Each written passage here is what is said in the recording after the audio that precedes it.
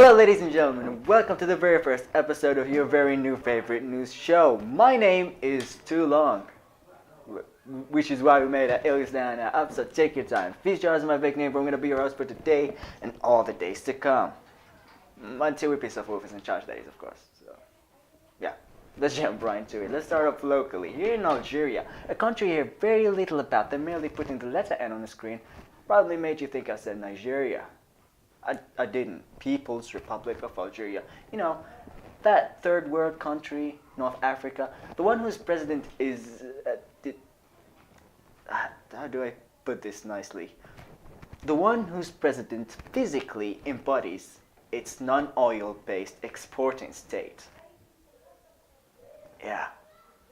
Algerian people have already had enough 2018. From symbolic raises in living costs to strikes in vital sectors such as, health, education, transportation, because of, the symbolic raises in living costs. Oh, and also, comedian Murad Odia had his Facebook hacked and ultimately his Facebook page. But don't worry, he started a new page and he's doing well. He's only like 100k more likes away from full recovery. قول والله. Yeah, his first post says, "Try again, mother faker." What mothers are and why does the hacker have the tendency of faking them is still way beyond our understanding, but we'll keep you posted. Anyway, let's go back to the gist. The Algerian government started 2018 by announcing a symbolic raise in transportation fees only, as we said, except for it isn't. A symbolic raise in transportation fees is selling it really short. I mean, like Tyrion Lannister standing in front of Gregor Clegane, who's riding Drogon on top of the ice wall kind of short. Because it's not much of a symbolic raise in transportation fees as it is a 16% raise in gas prices. 16% itself is not symbolic, let alone the fact that it's a raise in gas prices. And a raise in gas prices mean a raise in transportation of not only people, but products too. So basically at least 13% raise in all products and services.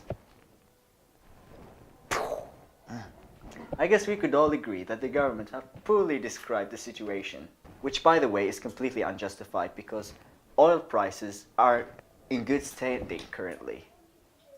Let's move right to our next story. Our next story is a classic with a very unexpected plot. Our next story involves injuries and doctors. The catch is, injuries are on doctors. I know. It all started when resident doctors of Mustafa Basha Hospital decided to march peacefully, protesting being mistreated and unfairly paid, pretty much since independence. But the peaceful march very quickly turned into a peaceful stand as law enforcement decided to prevent protesters from leaving the hospital. And when they did try to leave, this happened. علت أصوات رئيسي قوات الأمن حين منعوا الأطباء من تجاوز أبواب المستشفى خارجا وكانوا يهمون بالمسير نحو مقر البرلمان.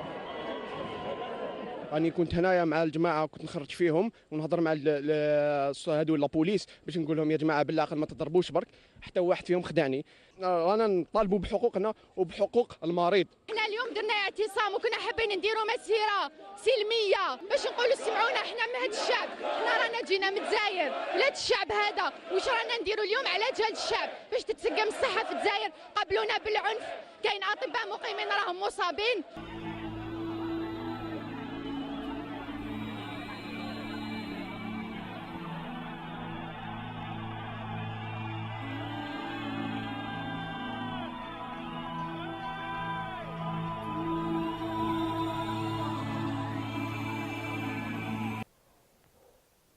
My God, the last time I've seen someone get hit that hard was last night when I had a dream about meeting Donald Trump.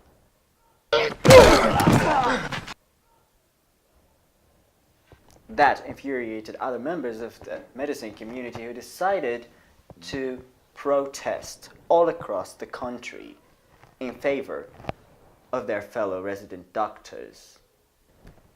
I don't really get it. Like, the main reason they protested was to demand enhancement of hospitals, states generally in a country, but I don't think it could be that bad. I mean, sure, it's a third world country, but everyone takes good care of health and health related stuff. I'm sure they're just exaggerated. شوفوا هذا مستشفى قسنطينة. شوف زيمة، شوف النظافة زيمة يا خوتي. هذا شوف ليكوش تحت. شوفوا ها، شوفوا المراحيض يا خوتي زيمة الأرضية. شوف هذا تقي على بالك. اوف. وهل يجوز دهن جدران المستشفى أمام المرضى؟ No! No! No! No!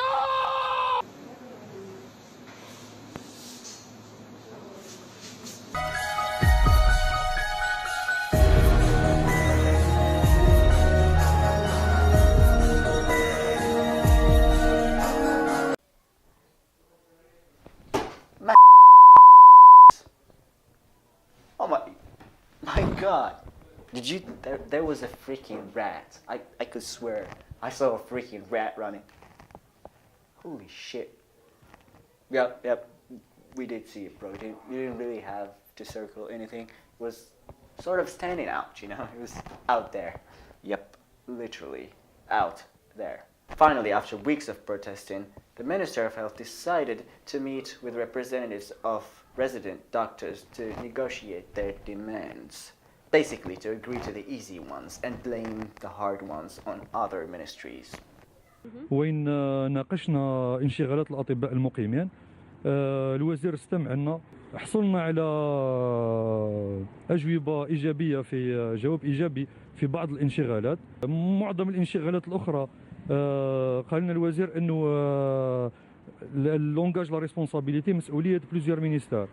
Now, as a conclusion, I really do understand how hard it might be to enhance like hospitals, and it's all like expensive equipment, and it's really hard, especially when you're going through financial crisis of cash overflow from the 13% raise you imposed on your citizens, or like oil prices going really high. I know, it's totally understandable to be hard, to take time, but there are like, I don't know, I feel like you could do a little something about it, like just, I know it might sound crazy, but like maybe, just maybe, try not to beat them half dead every time they try to start a conversation. Just, I know, it's pretty hard to not hate someone who's talking, I know, but just try.